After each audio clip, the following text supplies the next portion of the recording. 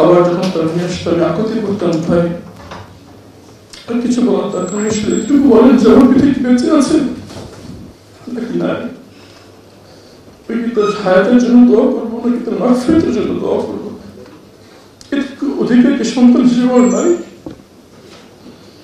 আমার পিতার ইচ্ছা ছিল যে আমার শেষ জানাজাটা আমি পড়াবো। আইনজীবী হিসেবে আমাদের কাছে এটা কোনো আশ্চর্য ছিল না যে যে বিচার প্রক্রিয়া তৎকালীন ফ্যাসিস্টরা শুরু করেছিল এর পরিণতি কি হবে।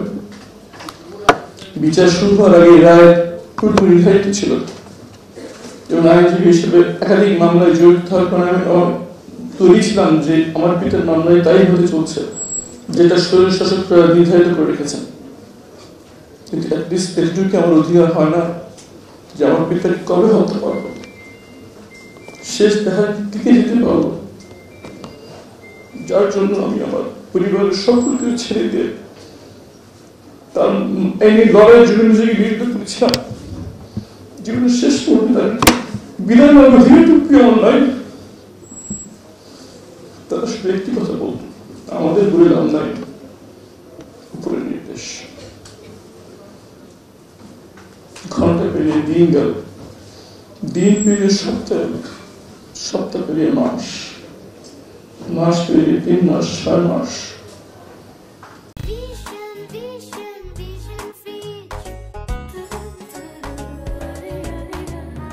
অন্ধকার করে অন্ধকার সের ভিতরে তারা চোখ বেঁধে রাখতে হাত করা পড়ি না, হাত করা চামড়ার সাথে ঘষে সেখানে খাওয়া হয়ে গেল, পুষ বেরো শুরু করলো।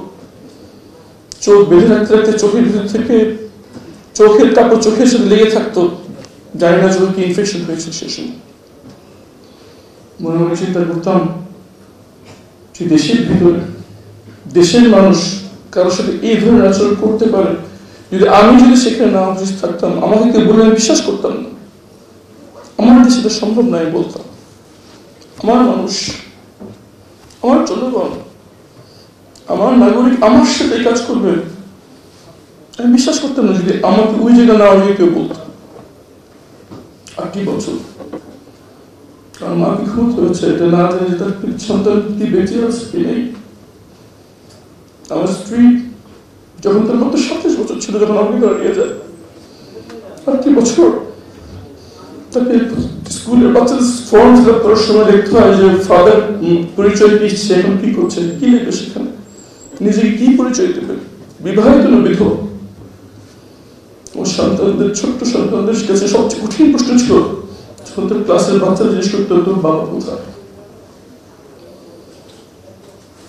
আমার কাছে মনে হতো যে আমাকে জীবন্ত কবর দিয়ে দেওয়া হচ্ছে, আমার কাছে মনে হচ্ছে মৃত্যু হচ্ছে ভাব। এবং আমি যেখানে ছিলাম সেখানে সুপরিকল্পিত ভাবে নিয়মতান্ত্রিক ভাবে বন্দীদেরকে মৃত্যুর চেয়ে কঠিন অভিজ্ঞতা দেওয়ার প্রক্রিয়া সেখানে চলছিল। বনিয়েছিলাম এখানে আমার মৃত্যু হবে, হয় আমি নির্যাতনে আমার এখানে মৃত্যু হবে, নাহলে তারা একদিন আমাকে মেরে ফেলবে। আমি কখনো এই আশা কয়েক মাসে ছেড়ে দিয়েছিলাম যে হয় সরকার পরিবর্তন হবে, আমি আশা ছেড়ে দিয়েছিলাম কারণ এই সরকার শুধু একটি সরকার ছিল না, তাদের পাশে ছিল একটি এই অঞ্চলের পরাশক্তি, পশ্চিমা বিশ্ব এখন তাদেরকে অনেক সাপোর্ট দিয়ে যাচ্ছে। আমি আশা ছেড়ে দিয়েছিলাম। প্রতি রাতে আমি ঘুমোতে যেতাম মানুষের তৈরি হয়ে যে যখন তারা আমাকে হত্যা করবে আমাকে সময় দিবে না, বের করে মেরে ফেলবে। আজকে রাতে যদি আমাকে হত্যা করে আমি সৃষ্টিকর্তাকে দোয়া করতে পারলাম আমার মৃত্যুর জন্য ইমানের সাথে। সকালে যখন ঘুম থেকে উঠতাম তখন সৃষ্টিকর্তার সাথে দোয়া করতে পারলাম আগামী 24 ঘন্টা যেন আমি এমনভাবে পালন করতে পারি যদি মৃত্যুর পরবর্তী জীবনে আমি উপকৃত হতে পারি। আবার রাতে বেলা মৃত্যুর জন্য তৈরি হয়ে ঘুমাতে যেতাম। 8 বছর ঠিক এভাবে পেরেছে প্রতিদিন। গত বছর 6 আগস্ট ভোরে যখন তারা আমাকে বের করছে আমি মনে করেছি আমাকে হত্যা করা, আমি মানসিকভাবে তৈরি হয়ে গেলাম। আমাকে যখন আমার তার ভিতরে চোখ বাঁধত, যে কাপড় দিয়ে সেটা খুলে গামছা দিয়ে চোখ বাঁধত, আমি আরো নিশ্চিত হলাম যে আমার মৃত্যুর পর লাশ দিয়ে বুঝতে না পারে সরকারের কাছে বন্দী ছিলাম। কিন্তু অবাক দেখলাম যে আমাকে হত্যা না করে আমি আবার স্বাধীন আকাশের সামনে দাঁড়িয়ে আছি। তখন আমি জানি না যে বিপ্লব হয়ে গেছে, আমি ভিতর থেকে বুঝতেই পারতাম না বাইরে দিন না রাত। আমি মানুষকে পরিচয় দিতে ভয় পাচ্ছিলাম আমার পরিচয়। যাই হোক তখন প্রথম একজন পরিচিত মানুষ আমি পেয়ে গেলাম, সে আমাকে জড়িয়ে ধরে কেঁদে ফেললেন, বলল যে দেশ স্বাধীন হয়েছে, ভাইকেও ফেরত পেলাম। আমি খুব অবাক হয়ে থেকে জিজ্ঞেস করেছিলাম, দেশ স্বাধীন হয়েছে মানে? তুমি বলে যে তুমি জানো না? আমি না। উনি আমাকে টেনে নিয়ে তার অফিসের ল্যাপটপ খুলে তার পাশে বসে ভিডিও অন করে দিল। আমার সারা চোখ দিয়ে দুর্দৌড়ের পানি করছিল। আমি দেখতাম যে বাচ্চা ছেলেরা গুলির সাথে দাঁড়িয়ে আছে, গুলি চলছে,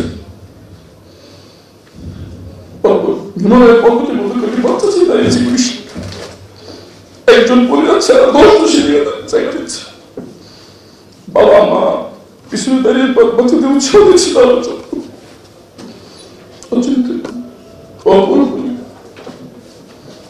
হাজার মায়ের কোল খালি হয়েছে আমার কেমন মায়ের কাছে ফিরে যাওয়ার জন্য। হাজার পরিবারের কান্না এসেছে আমার পরিবারের হাসি আসার জন্য।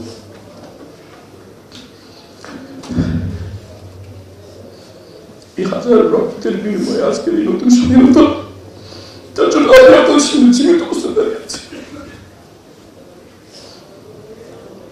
মানুষের ন্যূনতম অধিকার, মানব অধিকারের জন্য এত কঠিন দাম দর দরকার ছিল না।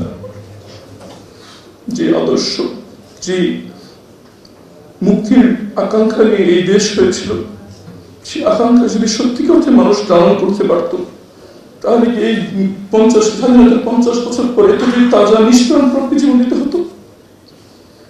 আমার মতো একজন নগণ্য লোককে কি এতটি বছর অন্ধকারে পড়ে থাকতে হতো? আমার সন্তানদেরকে কি এই অনিশ্চয়তার জীবন কাটাতে হতো? তাদের বাবা কোথায়? আমি শুধু আমার কথা বলছি না, আমি হাজারো হারিয়ে যাওয়ার স্বপ্নের কথা বলছি, আমি লক্ষ ধ্বংস হয়ে যাওয়া পরিবারের কথা বলছি। বলছি এমন একটি বাংলাদেশ যার ব্যাপারে সবাই আশা হারিয়ে ফেলেছে। সবাই ধরে নিয়েছিল এই দেশ একটি পাপেট রাষ্ট্রে পরিণত হয়ে গেছে, আর একটি পরশক্তির ধীরে ধীরে একসময় তার পেটে ঢুকে যাবে। আলহামদুলিল্লাহ, আল্লাহ হাজার শুকরিয়া। মানুষ পরিকল্পনা করেন, কিন্তু সৃষ্টিকর্তার পরিকল্পনাই সর্বশেষ। যখন মানুষের সব আশা শেষ হয়ে গেল, তখন যাদের কাছ থেকে অনেকের পিতা মাতাও আশা করে না। একজন শহীদের পিতা আমাকে বলেছেন যে আমার ছেলেটা সকালে ঘুম থেকে বিছানা করতো না, আমি তাই কোনদিন কাপড় ধুতে দিই নাই। সেই ছেলেটার জীবন দিয়েছে, আমি নিষেধ করছি, শুনে নাই। আমার হাতটি করে মাথায় হাত দিয়ে কাছে বলছে আমার সন্তান চলে গেছে, দুনিয়াতে ফেরত আসছে না। আমি ঋণী, আমার পরিবার ঋণী, পুরো জাতির ঋণী।